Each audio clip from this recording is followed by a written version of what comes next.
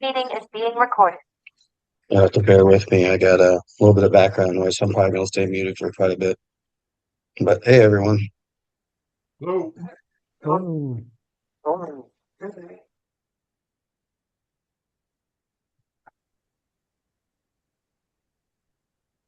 Afternoon, everyone. Hey,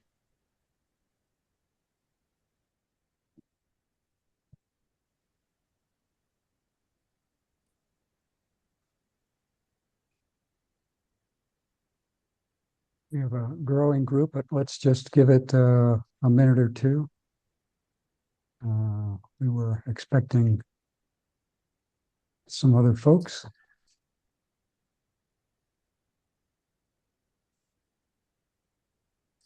And I don't see Ryder.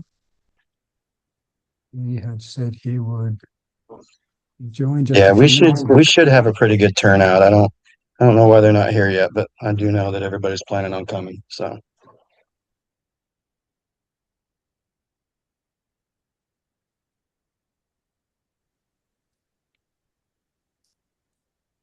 Things involving time zones are always a little extra challenging.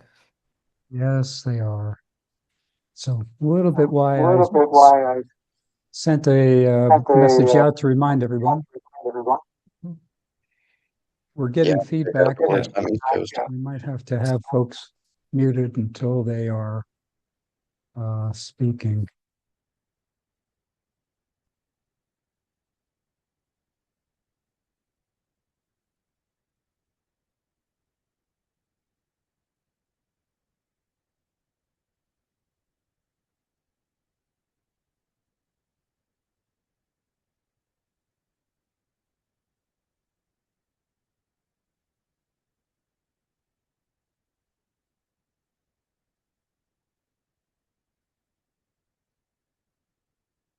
Mhm. Folks are popping up.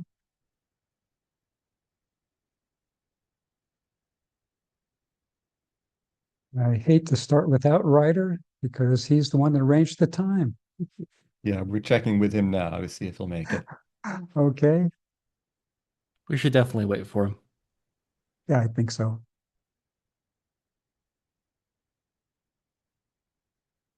He had just written me 15 minutes ago. And the time zone shouldn't be a problem for him.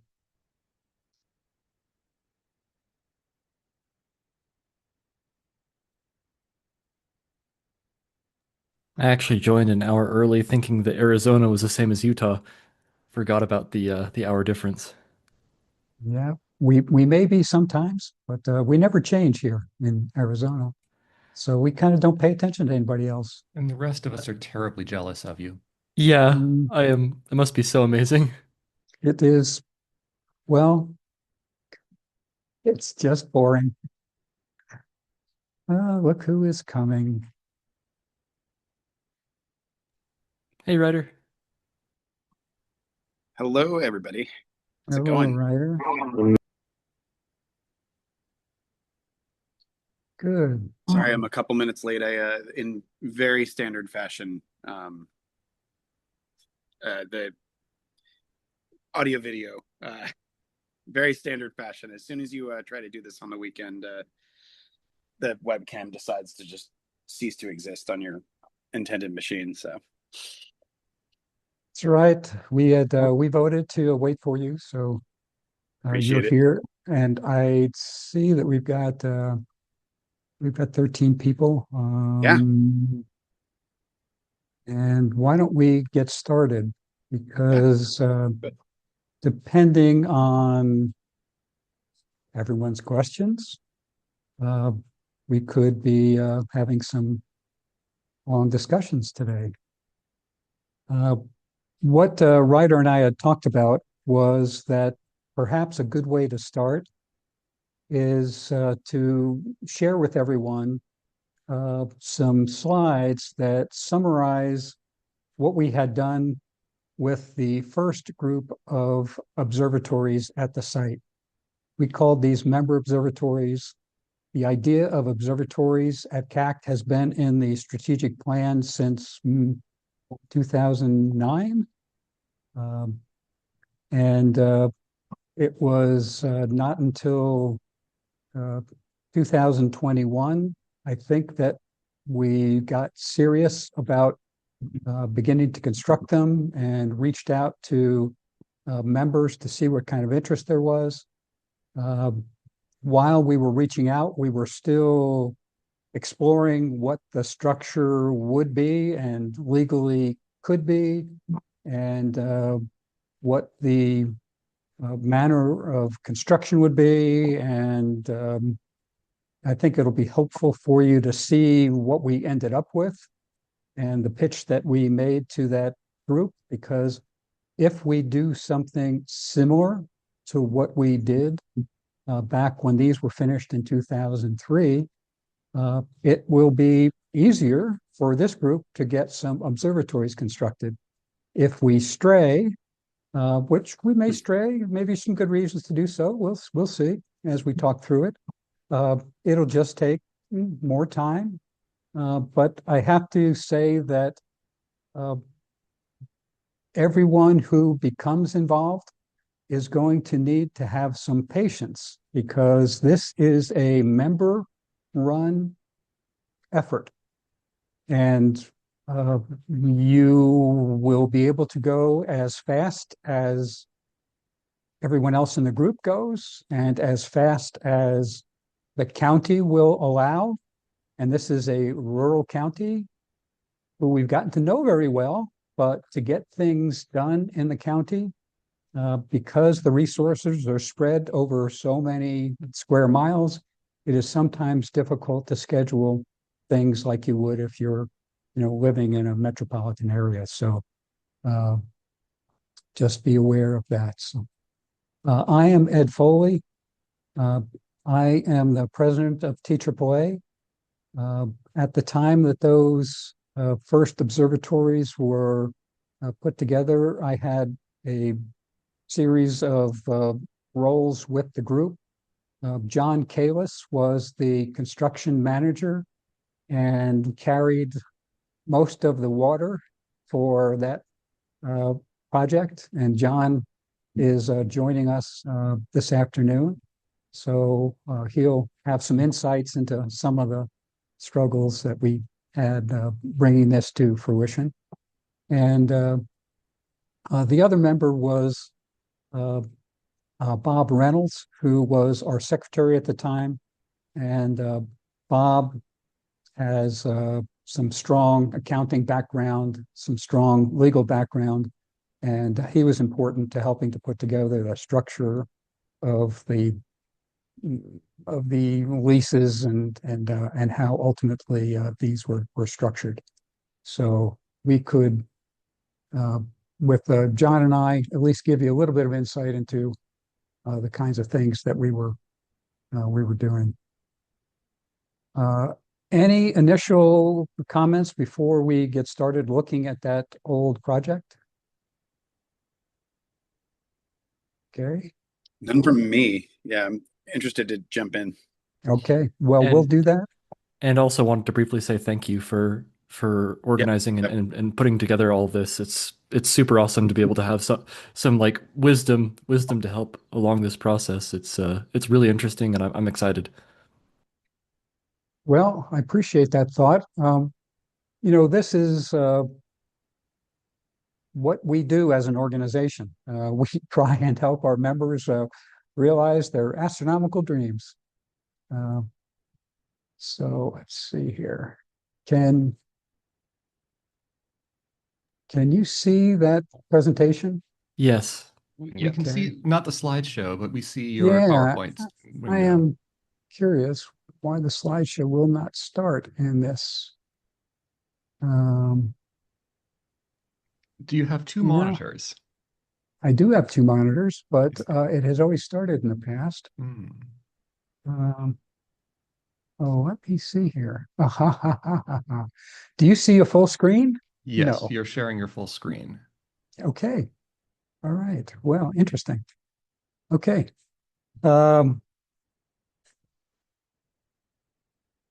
Some of you have been to the Chiricahua Astronomy Complex. Have you all been there?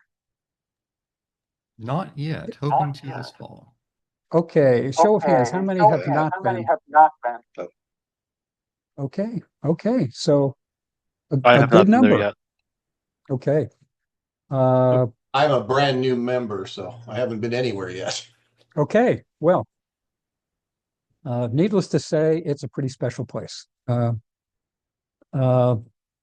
we have about $1.5 million of investment there. That includes a lot of infrastructure. And the fact that we had that much infrastructure made the original project possible. We had experience building observatories. We had power on the site. We had fiber optic cable on the site. And so when we decided we were going to do that project, we had some maturity that allowed us to take that forward. The project involved 5 observatories and a daub pad, a sizable concrete pad, and a shipping container at the pad. And that member has got a 51 inch, I think, daub that he uses on that.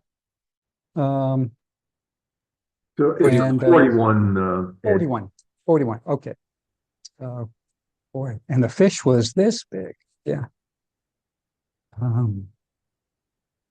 So the place has got a number of advantages. It's a dark sky, a Bortle 2 sky. It is very dark for this part of southern Arizona. We have got sleeping quarters, we've got showers, we have got parking for cars and RVs. Many of the observatories have got sky monitoring. We have sky monitoring on the site as well. What we conceived of was to have long-term leases for these observatories. Our nonprofit status means that no one can own real estate on our real estate. But we are able to put in place leases that are of long duration to give a reasonable use for long enough that it is as if you might own.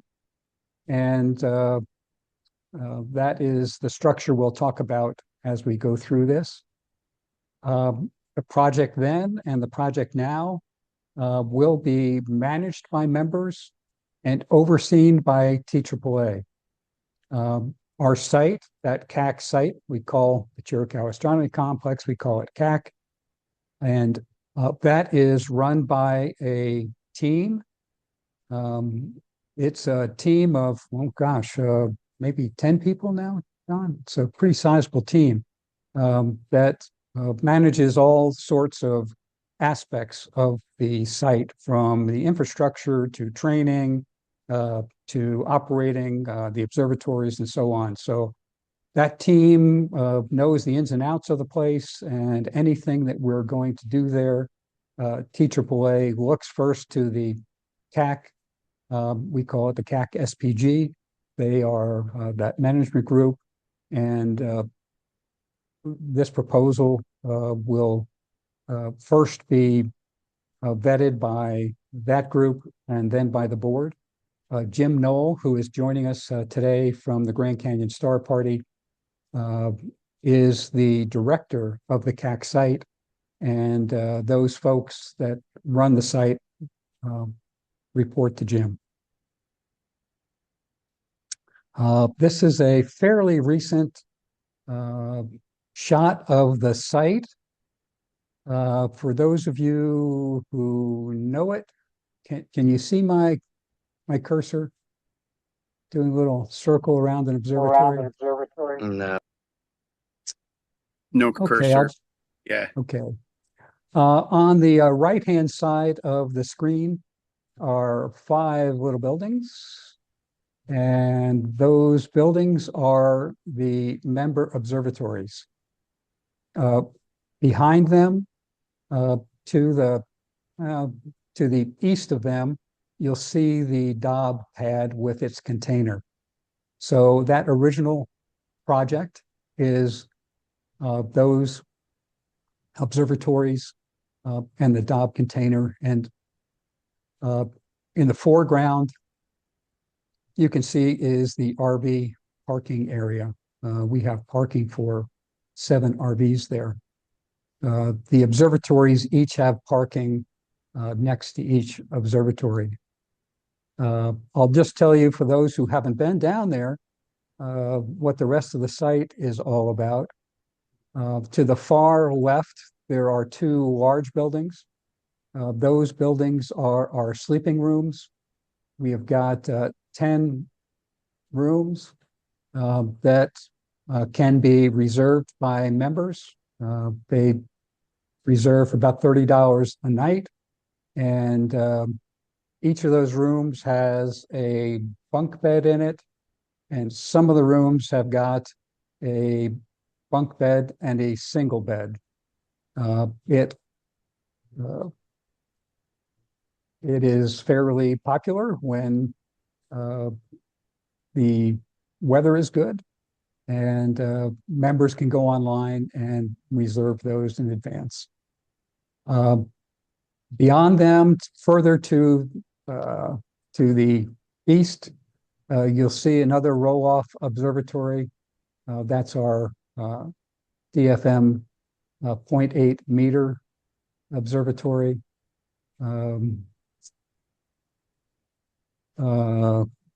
Closer to us, again in the foreground, if you look below in the screen from that roll-off observatory, is another larger building. That is termed the RMO. It's got a 40-inch Dobb and a 9-inch refractor on a deck just outside it. In the foreground, you'll see some, I don't know what that shape is, a rectangular-ish shape. Maybe that's a rhombus, I don't know. It's a camping area. There's actually a tent set up in the camping area there in that picture. And around that camping area is parking for quite a few cars. I think it might be 60. And then above that in the picture, you'll see a lot of concrete pads. Those concrete pads are a combination of pads available to members, the public pads. There's 10 of those. And then further to the east, to the top of the page, are another 10 pads that are leased by members for their exclusive use. And they are available to the public if a member is not going to be attending that night for using his pad. But the member who's leasing it has, of course, first say. So a lot of structure already on the site, making it possible to do lots of good things there. Talking about building more, we still have quite a few acres. We have a total of 16 acres that TAAA owns there. Those acres, those 16 acres, are surrounded by property currently owned by members. Members of TAAA own the 80 acres that include TAAA in these 2 sections. So it's got pretty good protection from lights being built in the immediate vicinity. And if you see in this new diagram, there's an area outlined in red. That is where we would propose to put the next group of observatories. You'll notice that that area is still virgin desert, so it needs to be cleared. and graded, and we're starting somewhat from scratch, but it's an easily accessible area. It's important that it is near other areas where we've already developed, because a new observatory is going to want to tie into the existing power and the existing internet connections, which are right there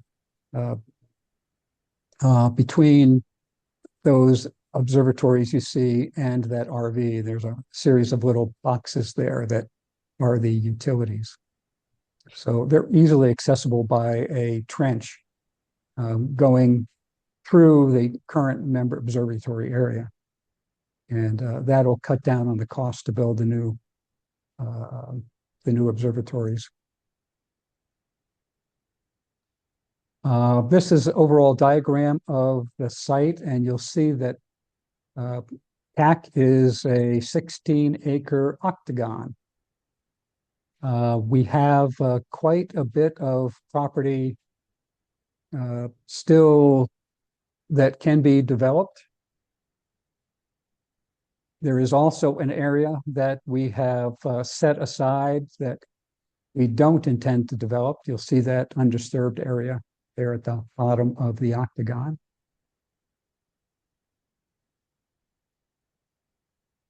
There are the features of the site there to the right, most of which we've talked about. Can I ask a question about that, actually, just out of curiosity? Yeah, sure. As far as is it just that more or less your aspirations for what you wanted to do were served by the land that, you know, is higher up there, or is there actually by design something about the undisturbed area that you like? Is there? Yeah, I'm just curious about that. Our original plans did not have the need for that undisturbed area. And as we submitted this idea to the county, we needed to have what is called a special use permit. You know, an astronomical complex is not part of the normal permits on the list in Cochise County. We had to make an application describing what we were going to do.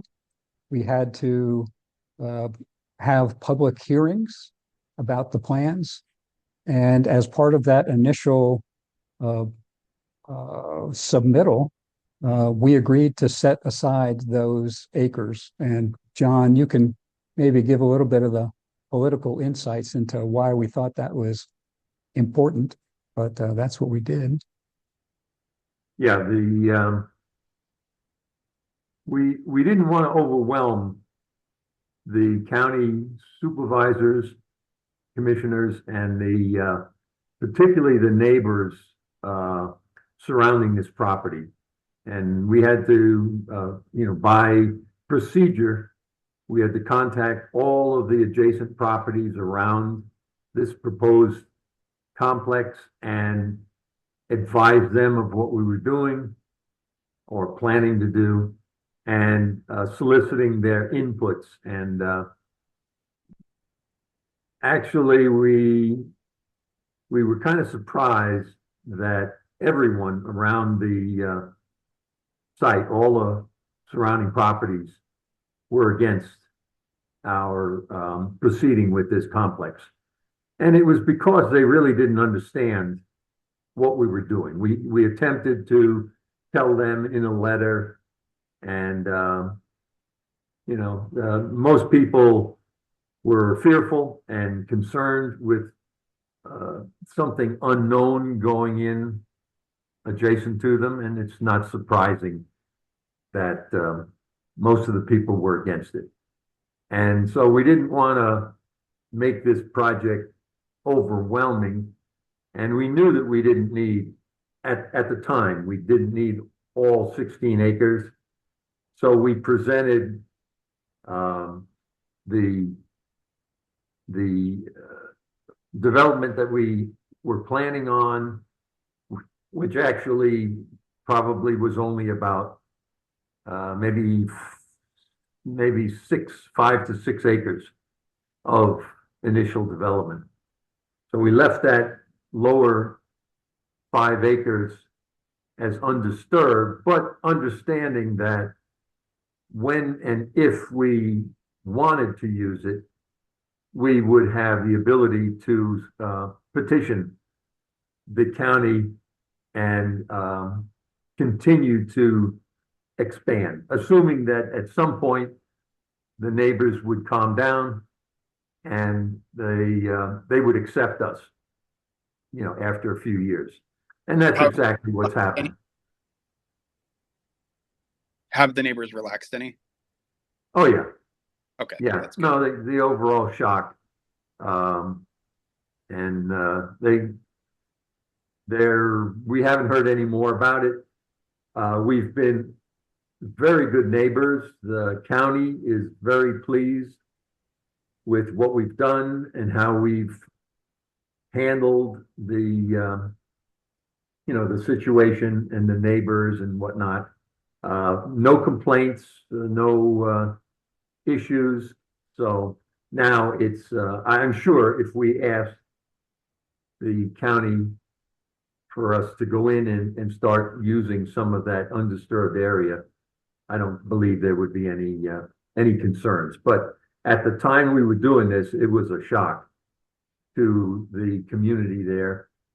And fortunately, the commissioners read all of these letters. Every one of these negative letters had to be read during the hearings.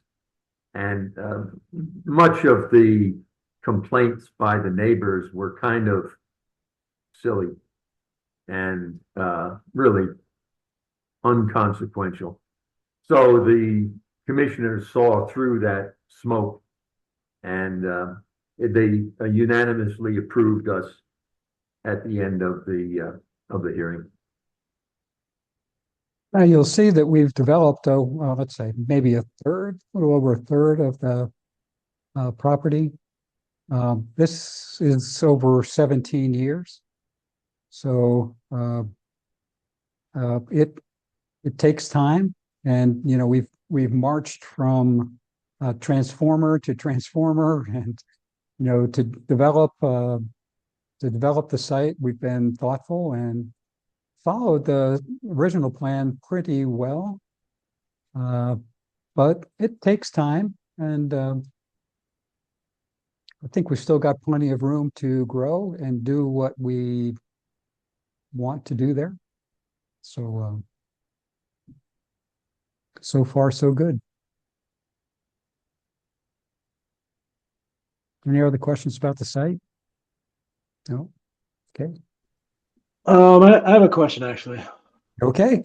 So the SBS seeing monitor, would it be possible to see any of that data at some point? Or just so that just some information about like the actual stability of the skies. Some of the best monitors are private, so Okay. I'd say on the existing observatories. So I'd say probably we can explore that. We do have a seeing monitor that is tracking our seeing on the website. So if you go to the website and go to the CAC observing site, there is a monitor that I think is actually capturing history. So insofar as that history is available, you're welcome to take a look. And if that's not satisfying, let me know, and we'll put you in touch with some people that can give you the detail. All right, sounds good. Thank you very much. I want to say that we're getting about 2 arc seconds as a normal good night. We're beating that with some techniques recently with the 32, but I know when we were out there last fall, one of our friends brought a Esprit 150 and we were getting down to about 1.6, 1.5. So I think there's a pretty good potential there to see even. Jeremy and I are set up remotely at at a rental site on the other side of the mountains. I can just say you are the good side of the Chiricahuas for seeing from experience now. Yeah.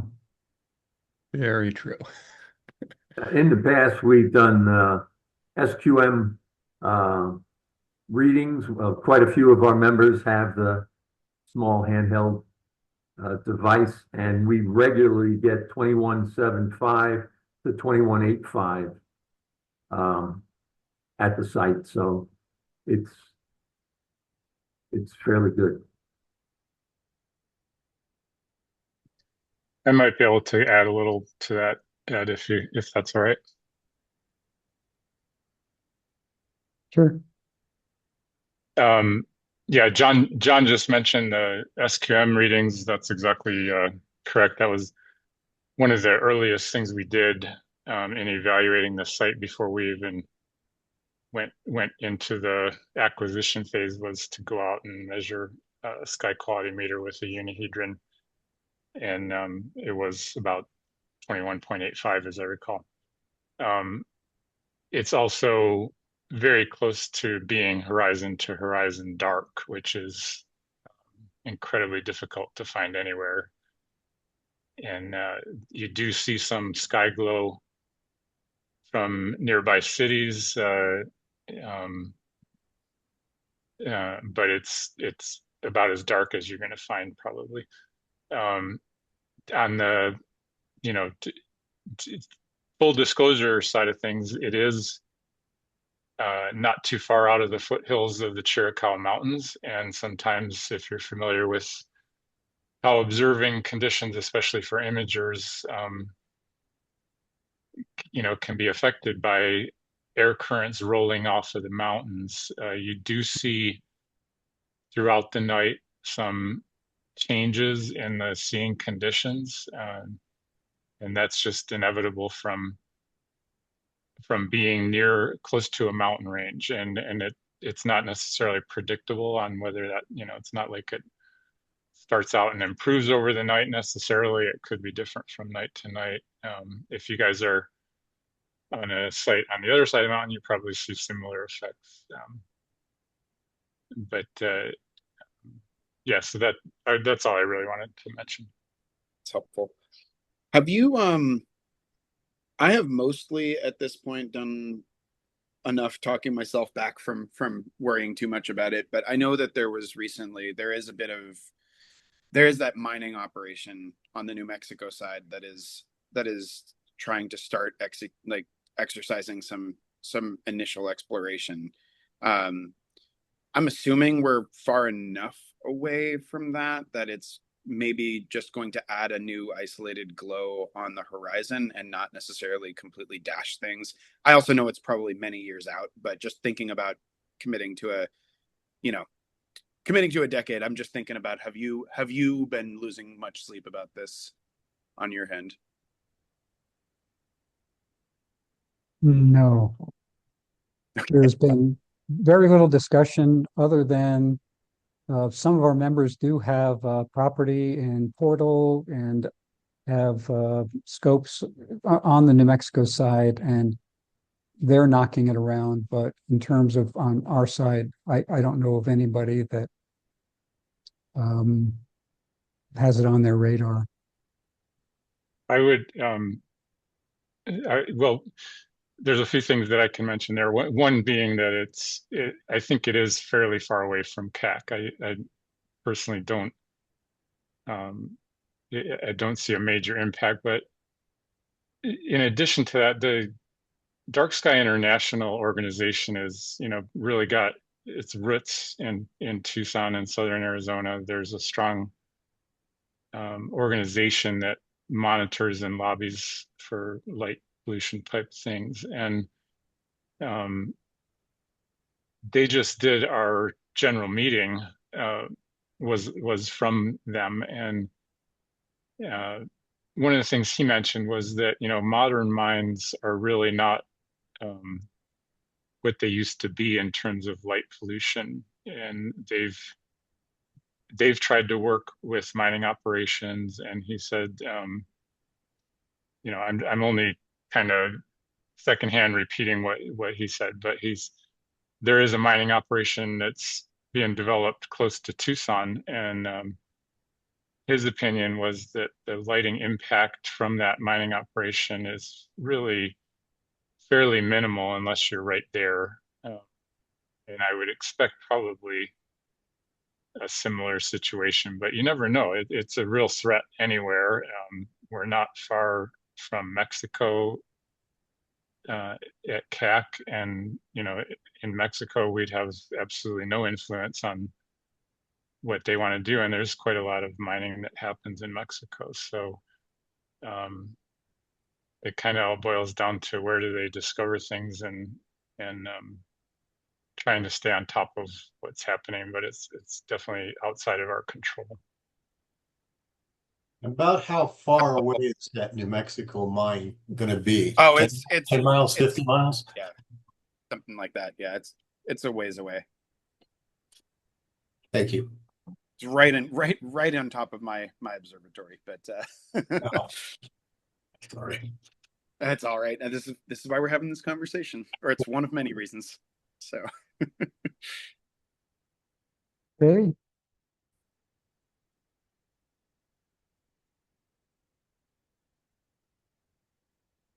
All right. As I said, the original plan had quite a few observatories in it. We were guessing about their size and where we would place them. So it has morphed a little bit over time. But all the observatories that we would conceive of here now have access to power and dedicated fiber internet. Some of the observatories that we built were automated and are robotic. Some of them were not. The Dob pad has its own power and container, as I said. Construction started on this prior project. Once we had cost estimates finalized, a sufficient number of agreements to deliver, and that's the agreement that is signed right up front saying that the member is putting up these funds with the intent to lease an observatory of a particular spec, and TAAA agrees that that will be delivered, and the lease will commence once the acceptance of that observatory is signed on the completion. The observatories need to be fully funded before the construction is started, and permits need to be obtained. The fact that we permitted similar observatories, we would expect that we will be able to get permits for another phase without a problem. We have a good relationship with the county, and we had, I don't recall having any issues with the county getting the permits first time around. The exterior of the observatory and all the grounds are maintained by TAAA. We keep the weeds down. We keep the critters at bay. And we will maintain the physical building. Inside are all the equipment that the lessee wants to bring to the site, and that equipment is owned and continues to be owned and insured, swapped out, whatever you would want to do in terms of what kind of instruments you want inside of the observatory. All up to you and required for you to keep operating. TAAA does not have any support on site. Now, the current members have kind of an informal network for uh, troubleshooting issues. And we do have members that live nearby. And there has been an instance where we've had to call on a member nearby. I think in the last 3 years, we've had one instance where an observatory got stuck open. Is that right, John? That one instance? Yeah, and the most of the time, the issues are handled by one of the lessees. I'm sure you guys probably are aware of at least some of the folks who have the observatories on our site. And even from Phoenix, it's not the end of the world for somebody to come down. And that has happened where they, somebody's got to jump in a car and come on down to help out. But we've actually been very, very pleased with the lack of any type of emergencies and whatnot, because we do, and you have to understand that we do not have technicians who can move in on a moment's notice if something occurs. So it is up to the lessee to try and adjust that. Obviously, some of the observatories have lessees that are well out of town. There's a fellow from Manhattan, New York, who has a observatory in the large 16 by 16 observatory with 4 piers in it.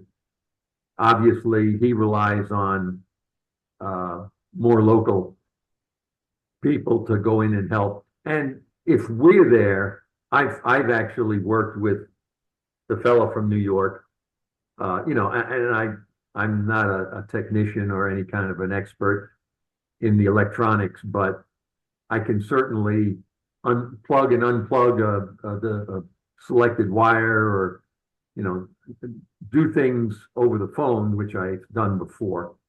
And but we don't have any skilled computer systems people or repair people, but we have had actually very little problems with the units. Only 2 of them are not remote. Only one of them is not remote. Only one of them is not remote. Okay. That's correct. All right. The small 10 by 10 unit is a single pier, and the member does not have any remote. He elected not to put the remote package in, and that was his decision. But all 4 of the other units are fully remote controllable. Okay.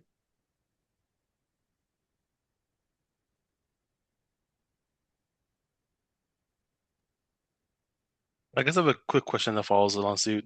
I haven't been there yet, saw myself, but is there a gate for the road that leads towards the observatory site? Yes. Oh, okay, got it. Yeah, it's locked. Now, members have access, and one of the things that we regularly do is have to train new members on how to open and close the site. It is it's open 24 hours a day. It's available 24 hours a day. Yes. I shouldn't say open. It is available. Yes. And any member who is leaving and does not secure the place has the risk of not being allowed back in. It's a serious offense to not lock up. And that's why we have formal training emphasizing how important it is not just to keep it locked, but to keep it closed, because we've got free range cattle there that could wander in that gate if it isn't shut behind you when you come in. Yeah, I'm up in Idaho, so I'm well aware of free range cattle. There you go. Yep. Thank you so much.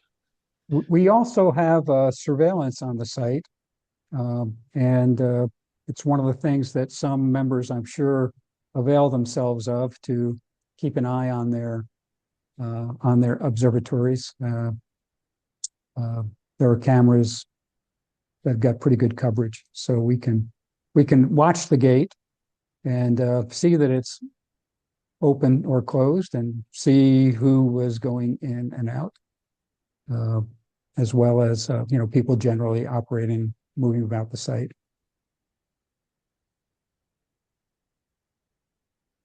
So here's the general terms of the leases. Like I said, there's it's a build to suit arrangement, and you'd sign an agreement to build an observatory, and then later to lease it. The initial lease term would be 10 years, and extensions beyond that are allowed in that lease. You could lease it so beyond the 10 years. It's for the personal use of the original lessee. It is not transferable. Now, we say that if a lessee wants to leave, and 5 years have gone by, we allow that and work with the lessee to not only exit the lease, but to get a refund of their prorated lease payments remaining. But we would ask that you think at least 5 years out that you'd want to continue leasing the building.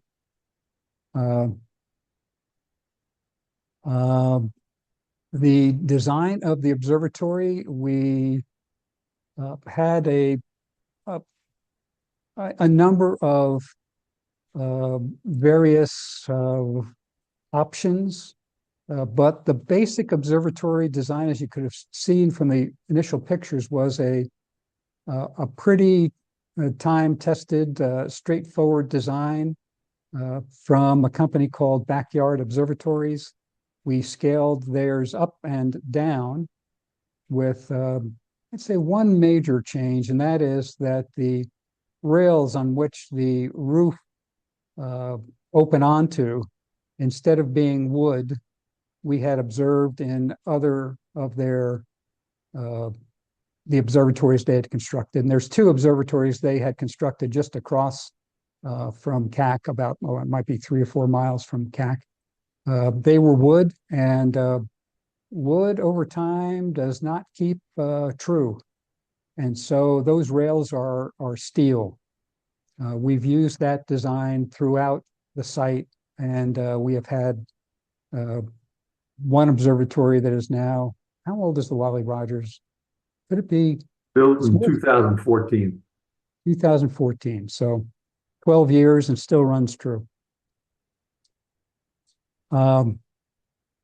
So the way the lease is structured is that the first rent payment is the cost to build the observatory, and that rent payment pays for the first 10 years.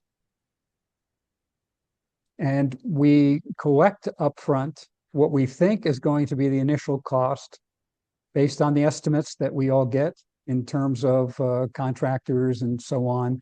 And we add a 10% contingency just to make sure we've got enough and we don't get to the end and we're having to beg folks to put up the last $1,000 to get the darn thing completed. In addition to that, a series of rent payments, there's also annual payments that cover the allocated cost of utilities, maintenance, and taxes for the site, for your observatory site. It's all prorated based on the size of your little acreage there that is being maintained, or the actual cost of the utilities that are used by your observatory. I think, and Jim might be able to confirm this, that the internet has been arranged by each lessee. Is that right, Jim? Yeah, it's billed separately to them, so they have control over that, and they pay the fee themselves. We did the installation, but they cover all the fees. And the annual maintenance fees, I think, have been averaging between $500 and $1,000. And that doesn't cover the internet fee. It covers the electricity and share of the weeds and things like that. Various lessees wanted different speeds. I think you can get up to a gigabyte download. I don't know what the upload is, but different lessees wanted different speeds, and there are different prices from the local provider. But we brought the internet, into the project to each building. There's also Wi-Fi across the site, but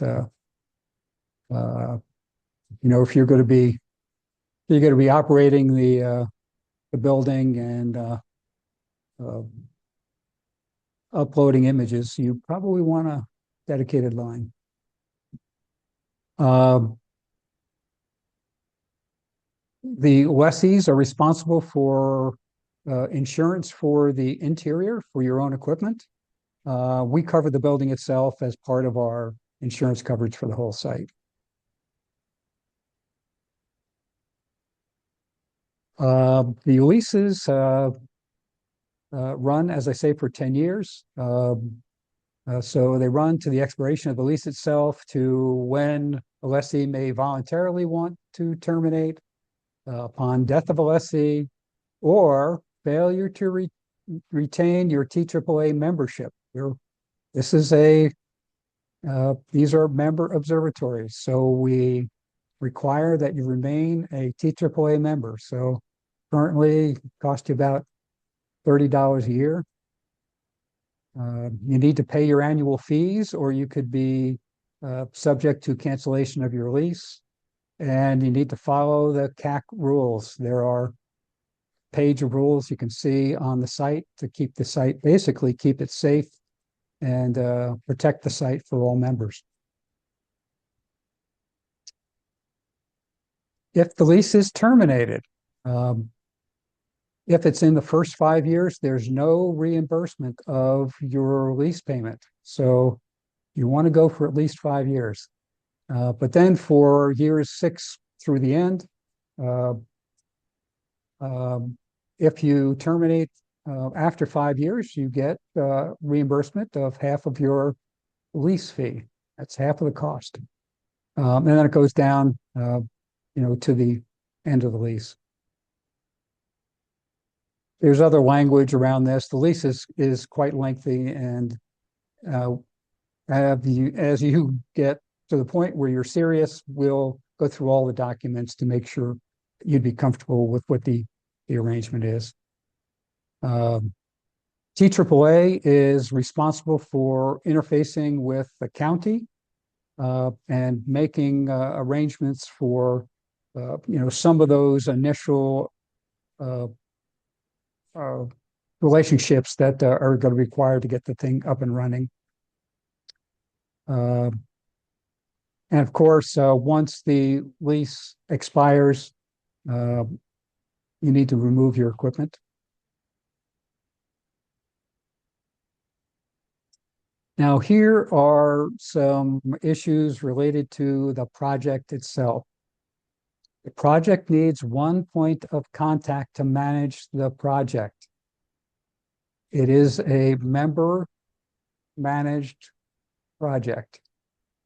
So somewhere in the group has got to be a person who will handle and be the point person for permitting, for the actual selection and oversight of the contractor, and communicating with the participants of the project.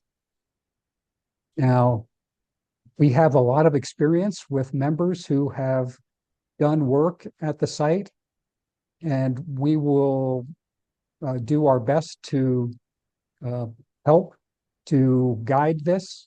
We have done permitting many times at the site. We've permitted a similar project at the site. All of that's available.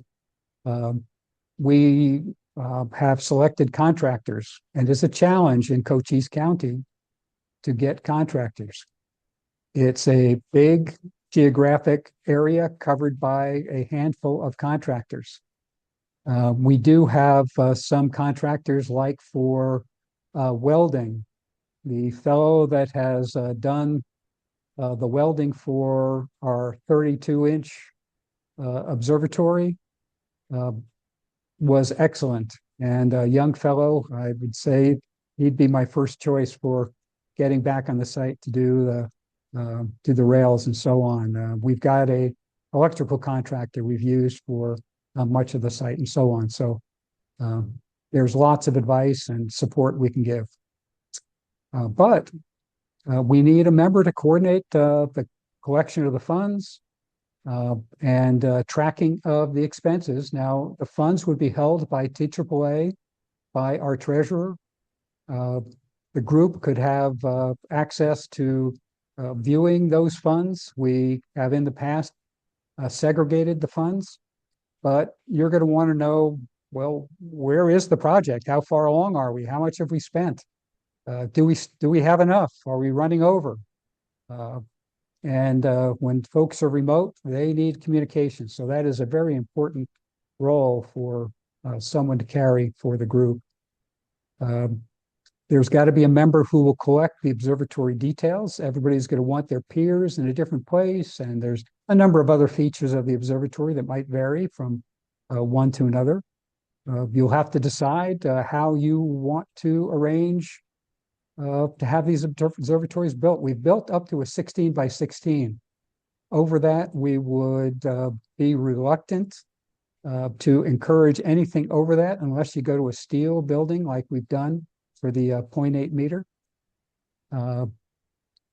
But the 16 by 16 has 4 piers. Depending on what scopes would be going into these, you could go up to 4 piers. The other sizes were a 10 by 10 and a 12 by 12. They all have, different sizes. You're going to have to figure out where your particular equipment might fit in there without conflicts. And there'll be a member that has to handle the lease documentation. It's going to be necessary for folks to sign things, get them back to TAAA in order for us to go from one step to the other. That is a thumbnail of what that first project looked like and how it would probably be best to handle this current one. So questions could be sent to member observatories, and we'll distribute those, or as you among yourselves decide how you might want to organize, we can put in place a different communication structure. So I have a couple of questions. This is very helpful. And a lot of these are kind of dovetailing on where we were when we chatted recently. So getting just like an actual formal list of the roles we need formally to be, it sounds like essentially a project manager, a formal project manager. We need a formal accountant. Is there anything else? Or, I mean, obviously beyond that, we identify the personas, but if for your needs, it seems like it's those two. And someone to handle documentation. Okay. Got it. That's great. On the matter of the contractor that is intending to retire. So we had chatted for a brief moment about just, our appetite for different facilities, the same facilities, considering everything you mentioned around, there's an interest in speed that could be a factor here if we go with what's already been approved once. Especially since you're just mentioning kind of the only thing that we had even begun like talking about was the idea of something larger, but I hear you here on that may actually complicate things. And I know we had a number of members leaning in the direction of let's just get it moving with the plans that we have. If we were able to move in that direction, have you had any conversation at all yet with that contractor about his willingness to be romanced out of retirement for one last job? I don't think we've had any conversations in that direction. Okay. John, maybe the contractor's name is Southwest Traditions, and Okay. Randy Maddox is the principal. Okay. John has been working with Randy to try to arrange the construction of what Randy referred to as his last project before retirement, which is building a 12 by 12. It'll be a 12 by 12, John, the Bean Kettleson Observatory. 12 by 14. 12 by 14. Maybe you can just fill us in on what Randy's temperature was when you did speak to him last. How sick of us is he? No, as Ed said, I actually have Randy locked in for one more observatory. We're going to build an identical 12 by 14 roll-off roof observatory, identical to what we call the Wally Rogers Observatory, which houses a Celestron C14 tube assembly on an Astrophysics 1200 mount. And Randy has been so consumed with the big project that he is working on right now, which is a house, a rather large house in the Kochi Stronghold region, which is essentially north of Sunsites, toward the Dragoon Mountains.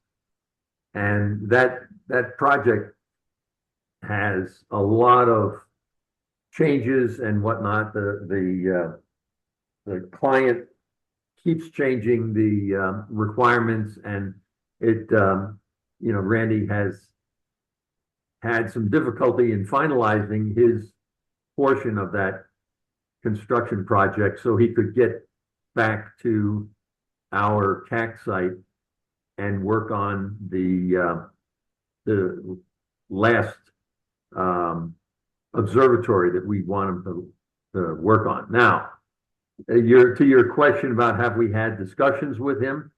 Well, no, we haven't. And one of the main reasons is that I didn't even know about this interest and this level of interest.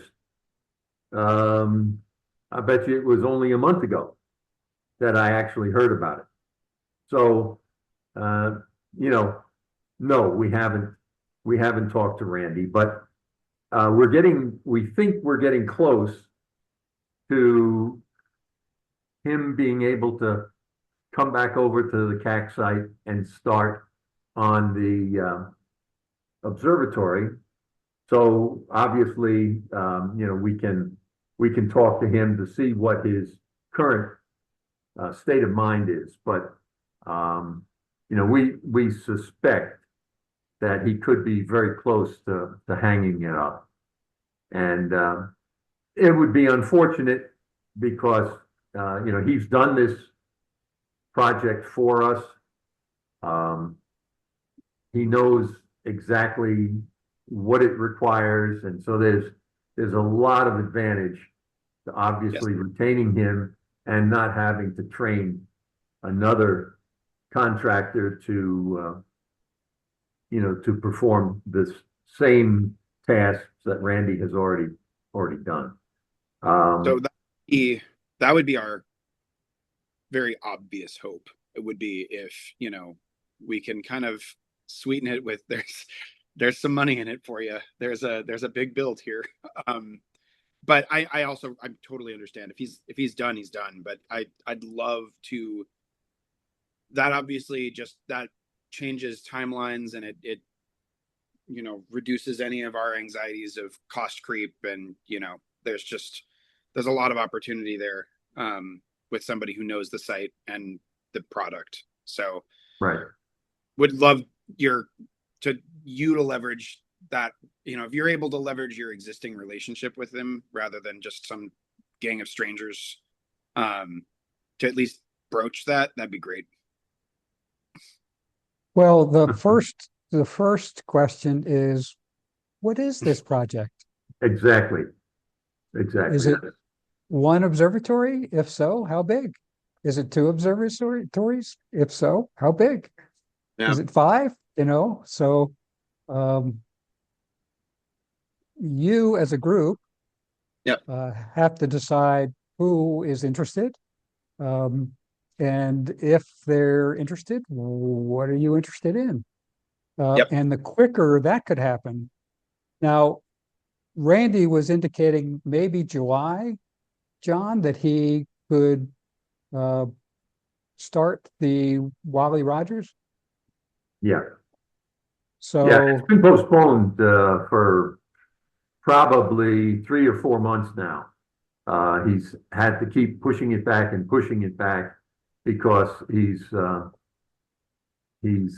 a moving target on his current project, and the requirements keep changing, and it just keeps lengthening his involvement out, and that's complicated getting our observatory finished. So now we call it the DKO, the Dean Kettleson Observatory. Dean Kettleson was a former president and founder of the Grand Canyon Star Party, passed away, and it's going to be named in his honor. The DKO is already funded. Its design is already completed. The permits have been obtained. We have the contractor signed on a contract and are ready to go. we don't have a contract yet. Oh, okay. We don't have a contract No, yet. we don't We have only a signed contract. We have Randy's estimates, and we do have to sit down and have him work up the contract. And one thing I think we ought to make sure that everybody understands, the first 5 observatories that we built, because we were just coming out of COVID, and the construction market was completely unstable. A lot of variability. Contractors were dropping like flies. People were going out of business, moving out of the area, and Randy hung in there and continued punching through. But the cost, he would not give us a fixed contract for those observatories. We had an agreement with him for a cost plus, and we fashioned the expenses, his projections, and of course in a cost plus, he tends to be a little higher to cover unexpected situations. And that's how it was handled. And all of the lessees understood that the leases that they were signing was not a hard number. That if we got to the end and if it looked like the cost structure had shifted higher, there would be some additional funds required at the end to finish it. And everyone understood that.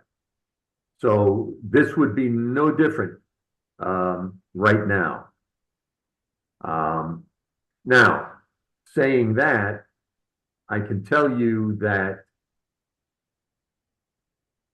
when we were done with this project, we had the contingencies built in and whatnot. And when we were done, we had surplus monies. After we were sure that all the expenses were incurred and that there was no more surprises or changes, we actually returned those funds to the lessees.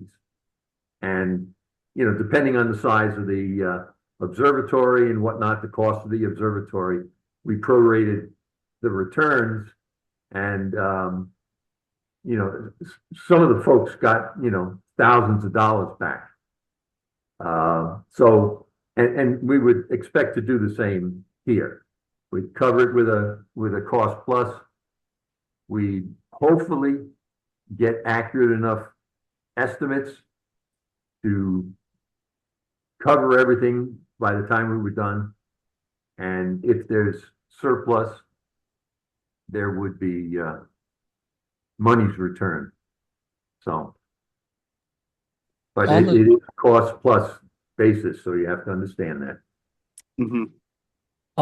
On the topic of financials, what is the expectation for an accountant from us? Like, I'm aware of various potential reporting duties, working with contractors.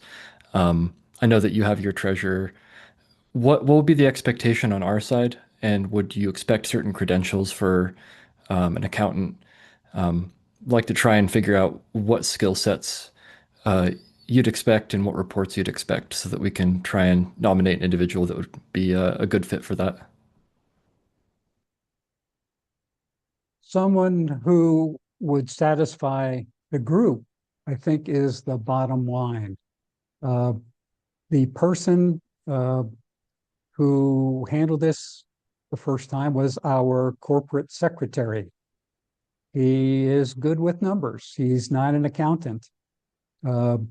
He tracked the payments made to. Let me show you the key. Hold on just a minute. Let me see if I can find. That'd be awesome. Thank you so much. Yeah, let me show you what the last group did.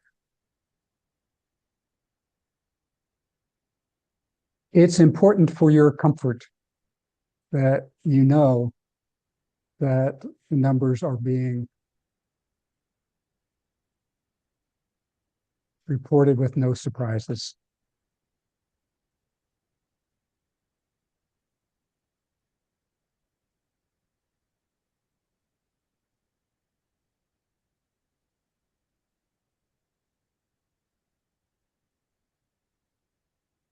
Are you seeing a spreadsheet?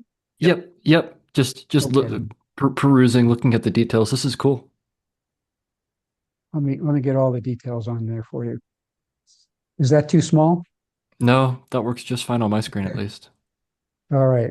So these are the actual numbers. Awesome. Now, Yeah, there will be some things that are similar, some things that are going to be different, but these are the categories, if you will.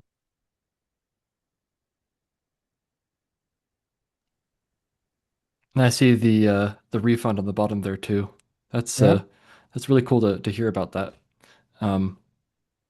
Because yeah, I mean the goal in my head would be everyone contributes more than enough. I saw that 10% contingency headroom as well, so that yeah, the contractors all have enough. This is really good though. I think this gives me some good ideas on potentially what we could do for accounting. I may be able to help us out. We're going to obviously discuss amongst ourselves, but yeah, this is really good information. Thank you.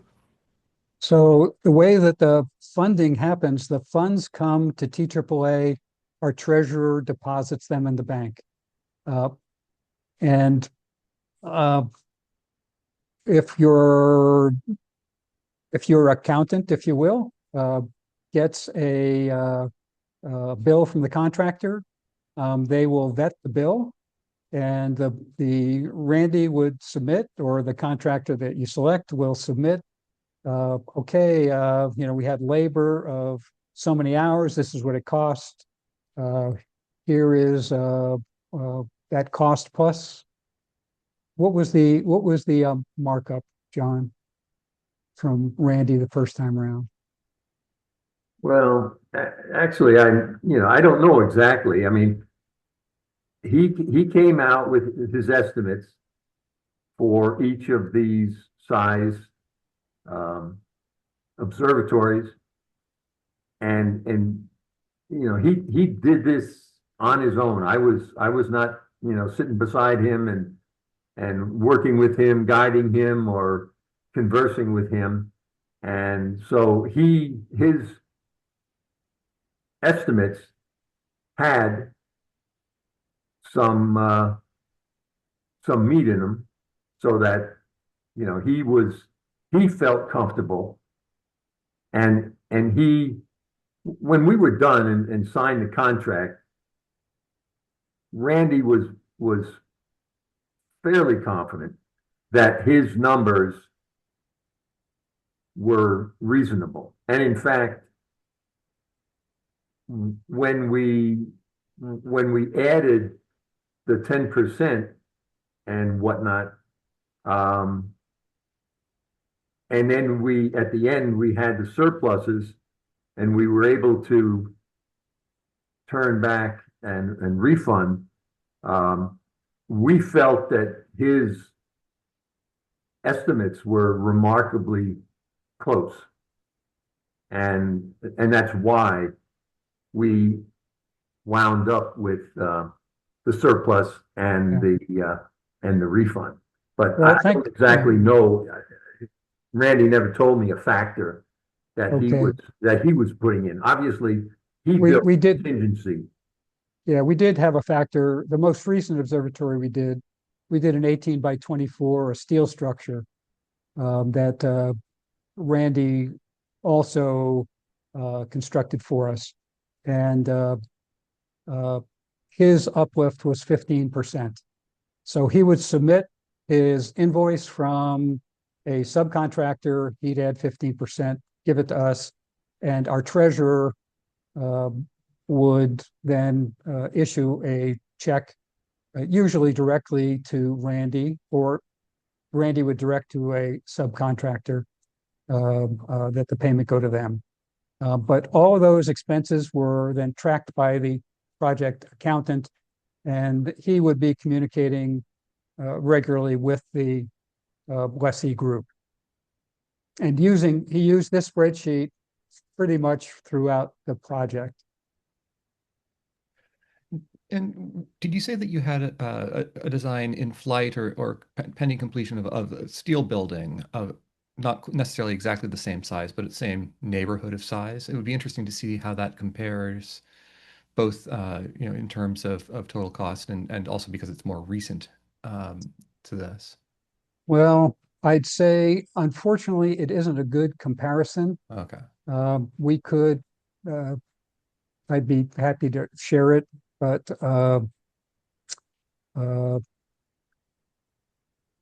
we have a $500,000 telescope in there that needed a special foundation, which was expensive, needed a building that had features that would beyond, I think, what you would probably need.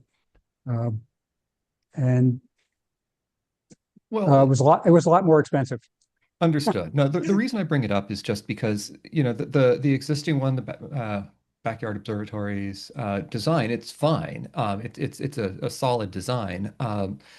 But it might be that if there was another design that was, to a higher spec or a more solid spec, some people might be interested in that, and just to have it on the table would be interesting. But if it's a dramatically different construction methodology, different foundation prep, it sounds like we might lose the economies of scale of building multiple similar structures. So maybe it doesn't apply.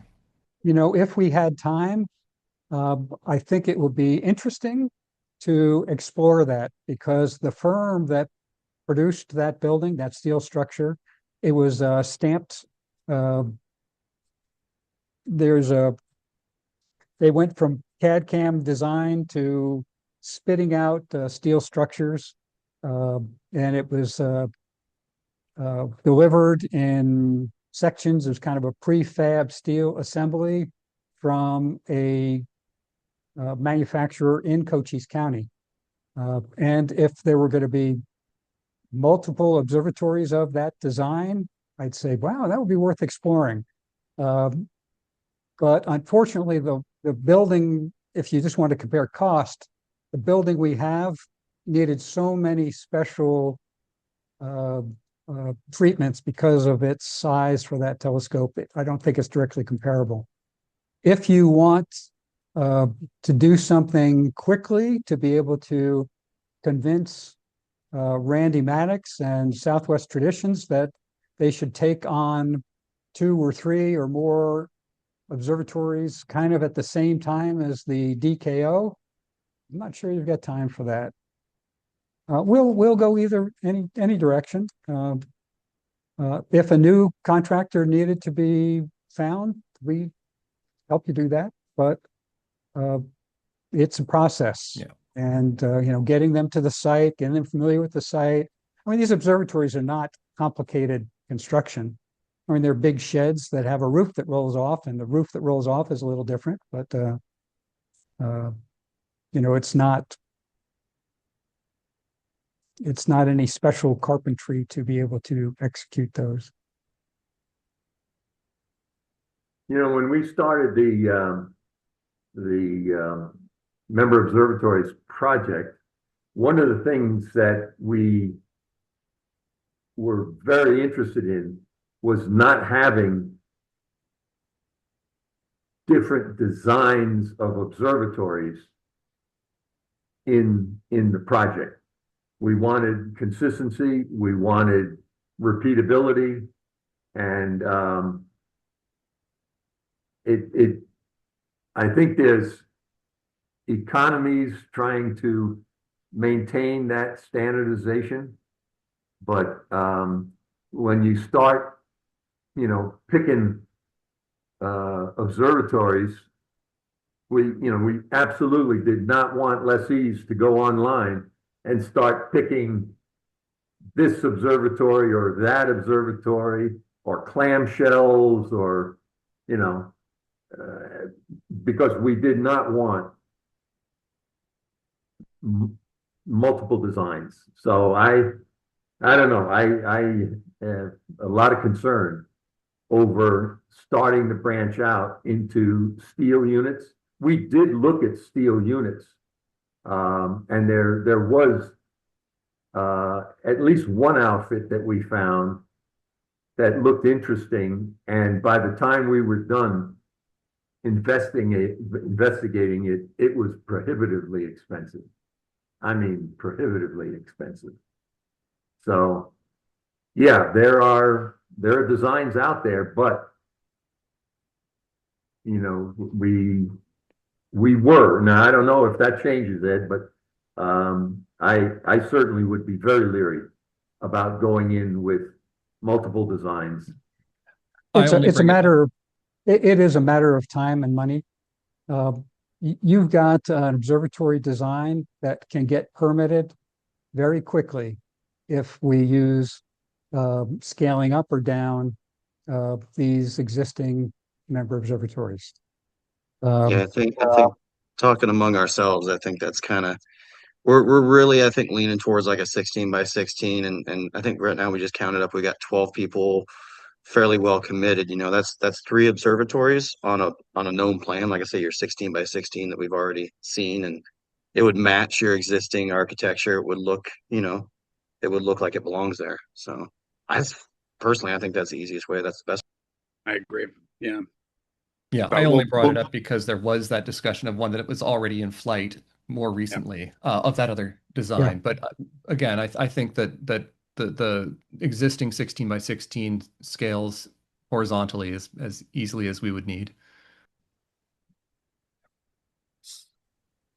Yeah, that and it, like I say, it matches. It looks like it belongs. Why make them all?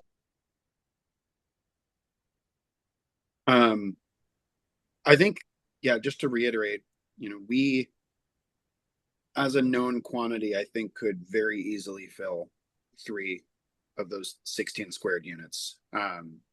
Just right now without any additional scrambling. I think we've had some chatter where each of us knows somebody who's maybe tentatively interested in, jumping on. So I think there's an absolute safe 3 and maybe a 4th. If that's useful for talking to Randy, just to get his temperature on it. We could give you that as a piece to just discuss with him. Because that obviously changes, the timeline that we'd be anticipating this moving. But yeah.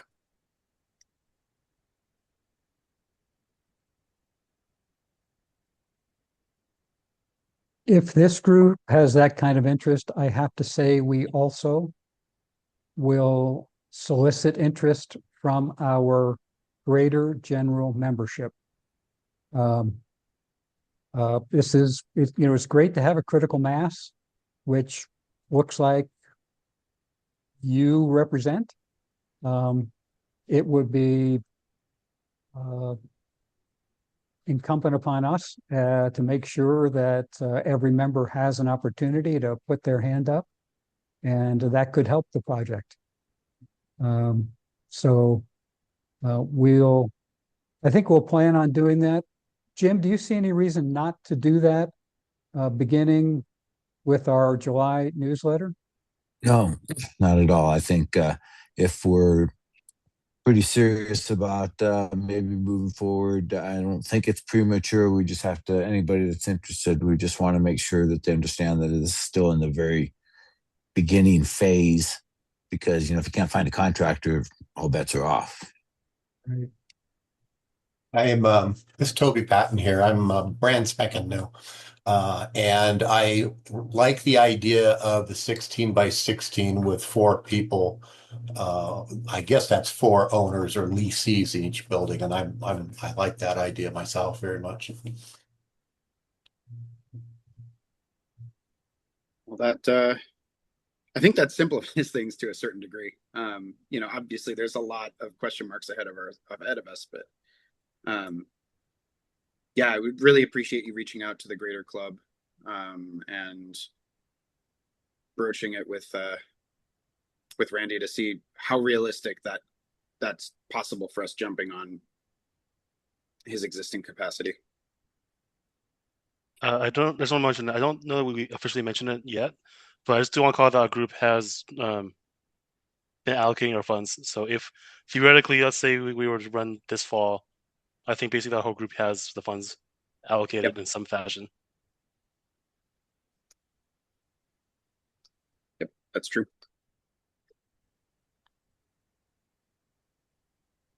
Yeah, everybody on that CC list that you've seen is somebody who's actually been putting money towards their mouth with this. So, okay,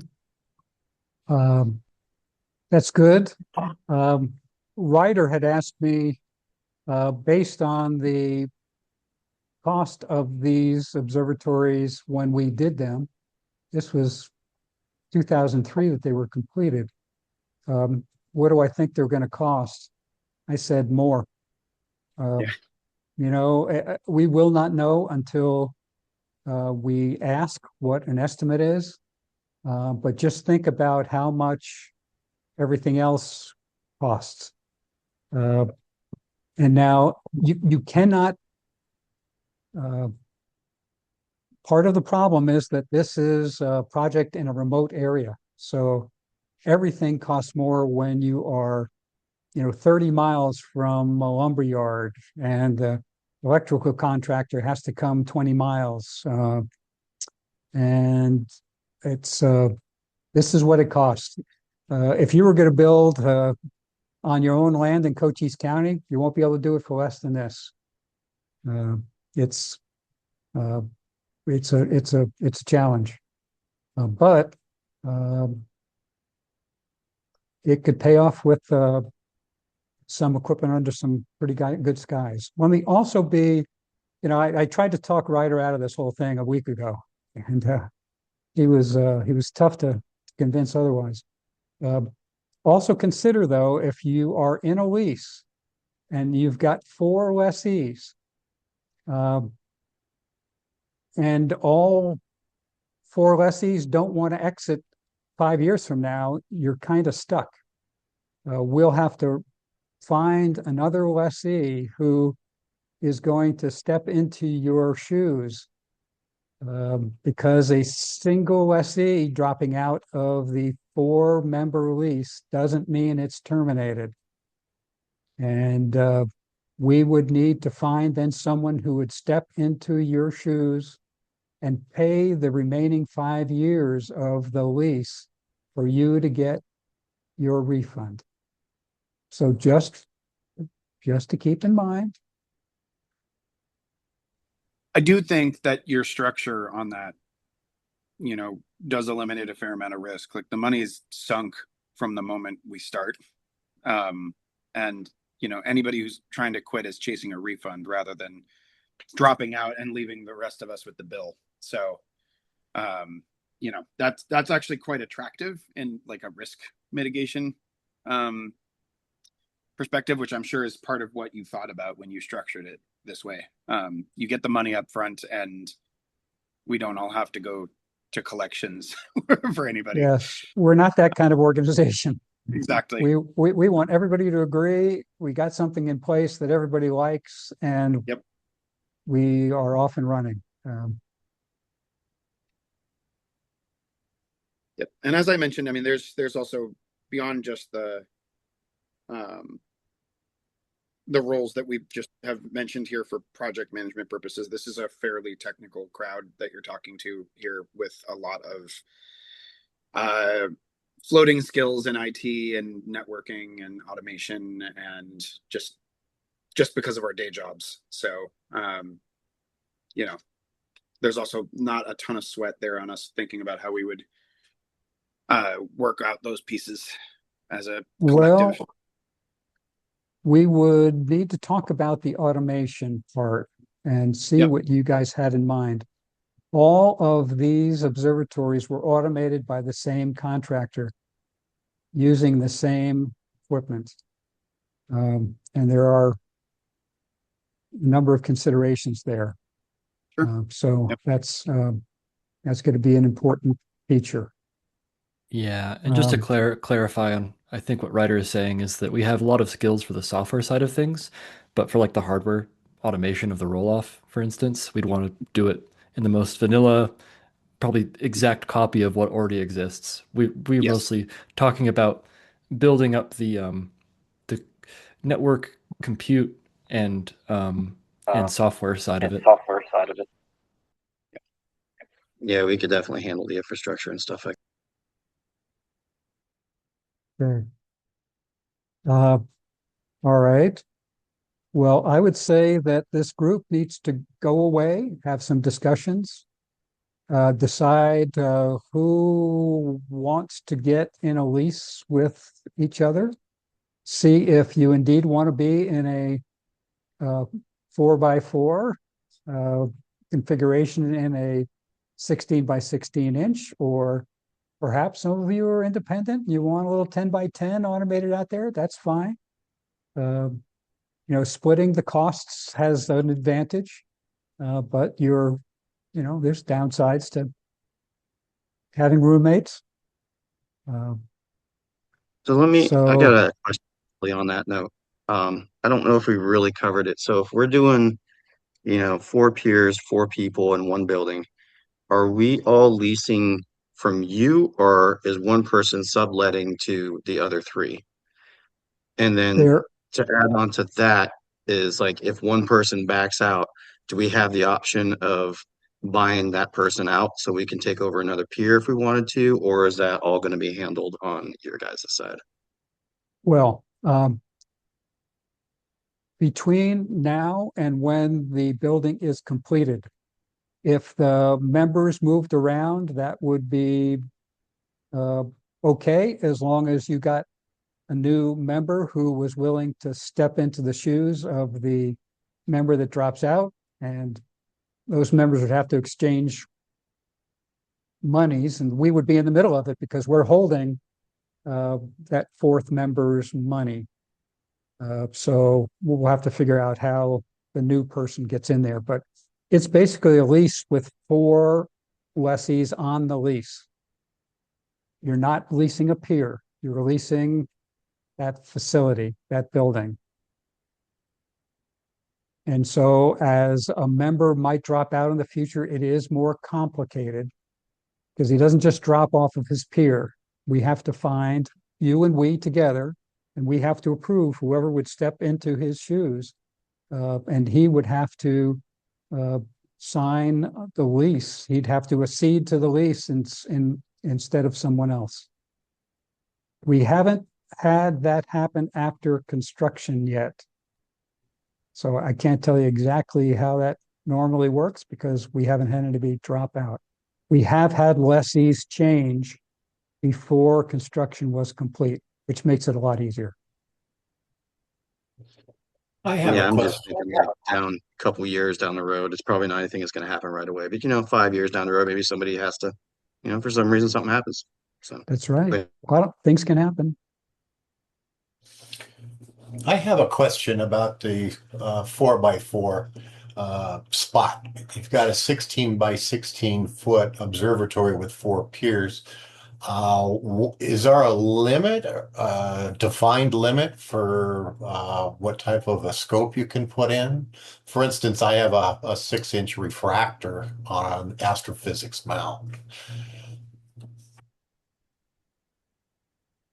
I don't know how the group worked it out. It's a blank sheet, it's 16 by 16, and the group that rented the 16 by 16 decided where their piers would be centered. I can, have you seen pictures from Charlie and Alex's observatory? They have the 4x4 setup, and Alex has a Delta Row 350 in there right now. Josh has a CDK 14. What's the other one? Josh also has a 90 millimeter frac, and then Charlie has a 100 millimeter frac. But between the CDK 14 and the Delta Row 350, I mean, there's still plenty of room in there. So I don't think a 6-inch frac would be any issue. I'm going to be putting a 6-inch frac out there.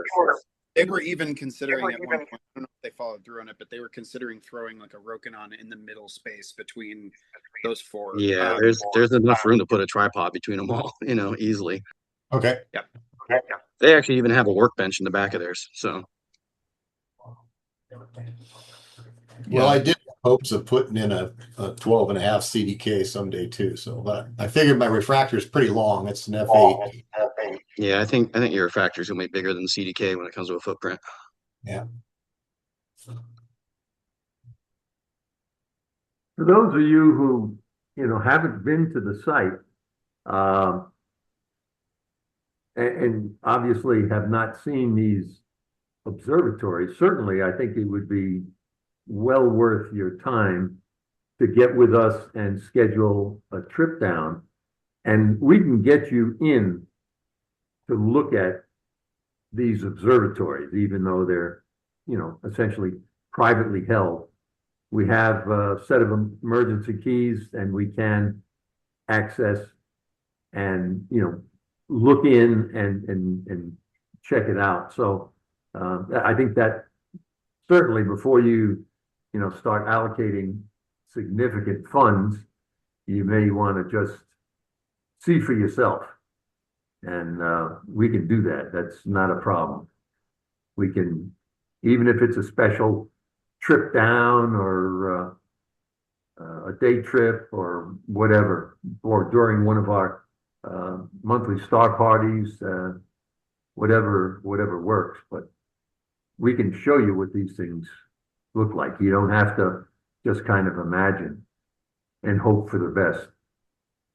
I'll probably be visiting Tucson in December or January. Val put in the chat, there'll be a number of us there this fall for just a group meetup. I won't be able to go to that one, but I will be going there December, January, because we're looking at moving to that area. But yeah, I would definitely be interested in visiting CAC just while I'm there for sure. Yeah, Great. quite a few of us were there last October. I think I remember meeting you there, Keith, actually. It was when we were all hanging out in the RMO. But yeah, we were there for like a week.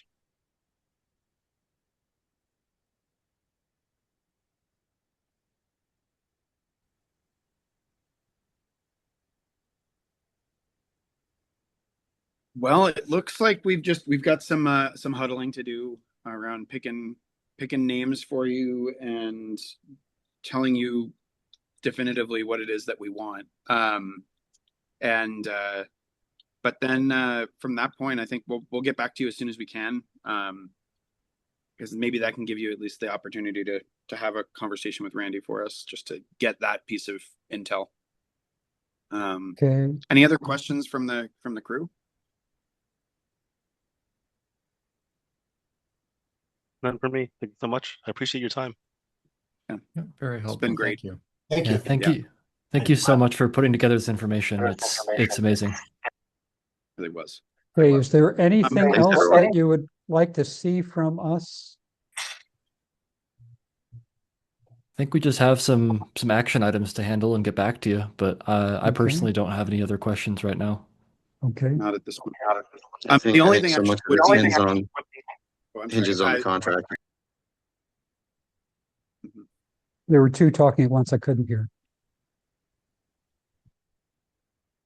Okay. All right. The only thing would be, actually, there are a couple people I think that we would like to share this info with who weren't able to make it. So I don't know if you can dump out the recording and send it to us, or just share the link and whatever access. That'd be great.